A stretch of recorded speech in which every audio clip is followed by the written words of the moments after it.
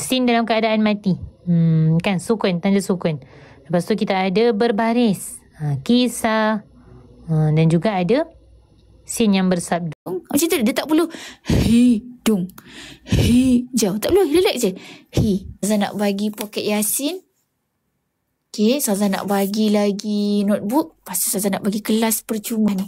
Saya nak bagi ni. Saya nak bagi ni. Lepas tu nanti dapat kertas. Ustazah masukkan kertas dalam parcel. Scan dekat situ untuk masuk kelas trial percuma. Okay. Okay, Buaya. Cuba komen. Ustazah nak bagi. Okay, Ustazah tadi nak bagi 10 orang je kan? Okay, 20 orang.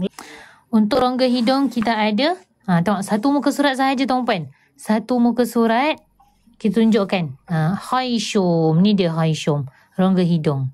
Kita boleh nak belikan anak boleh. Kan nak study sendiri pun boleh. Ada 2 huruf dalam rongga hidung. Haishum. Nun dan juga mim. 2 huruf. Letak baris atas. Kita hidupkan dia. Kita bariskan dia. Okay, dalam keadaan syaddah pula. Anna. Rasa huruf nun selesai. Huruf mim pula. Macam mana huruf mim? Kita letak baris. Amma.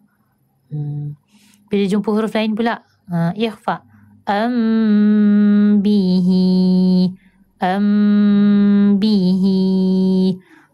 Jadi 2 huruf sahaja.